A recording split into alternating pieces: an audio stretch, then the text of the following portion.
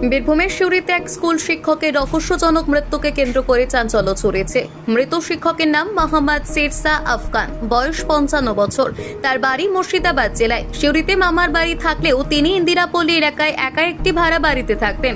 স্থানীয় সূত্রে জানা গিয়েছে, টানা 3 দিন তিনি স্কুলে অনুপস্থিত ছিলেন। এদিকে তার বাড়ির পাশ থেকে দুর্গন্ধ বের হতে শুরু করলে প্রতিবেশীদের সন্দেহ হয়। পরে কয়েকজন ছাত্র শিক্ষককে খোঁজ নিতে বাড়িতে গেলে তারাও ভেতর থেকে তীব্র দুর্গন্ধ পান। এরপরই সিউড়ি থানায় খবর দেওয়া হয়। খবর পেয়ে পুলিশ এবং দমকল বাহিনী ঘটনাস্থলে পৌঁছে বাড়ির দরজা ভেঙে ভেতরে প্রবেশ করে এবং বাড়ির মধ্যেই শিক্ষকের মৃতদেহ উদ্ধার করে।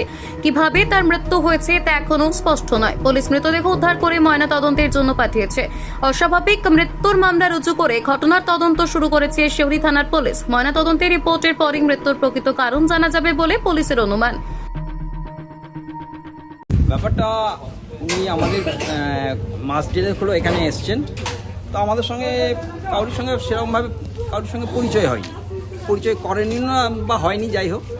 তো কয়েকদিন ধরে আমরা একটা স্মেল পাচ্ছি, গতকাল একটু পেয়েছি। আমরা ভাবছি ড্রেনে কিছু পড়েছে বা পড়েছে। আজকে ওনার এক স্টুডেন্ট এসে বলছে আমরা এখানে এসেছি, স্যার নেই, কী ব্যাপার। তারপরতেই শুনছি যে মাস্টারমশাই জেলা স্কুলের ওখানে 2 দিন ধরে উনি অ্যাবসেন্ট। তখন আমাদের একটু সন্দেহ হলো। আমরা সঙ্গে সঙ্গে পুলিশকে খবর দিই। পুলিশ এসছেন, পুলিশ দমকল বাহিনীকেও ডেকেছিলেন। তারপরে সবার সামনে রেকর্ডিং করা হলো। রেকর্ডিং করে কাটা হলো, কেটে উপরে দেখা যাচ্ছে উনি মরে পড়ে আছেন। আফগান স্যার সবাই বলে ডাকে, মোহাম্মদ শেরশা আফগান। আর অ্যাকচুয়ালি বাড়ি ওনার রেজিনগর, নারকেলডাঙ্গা। বীরভূম থেকে নিজস্ব প্রতিনিধি রিপোর্ট, জিও ভারতী।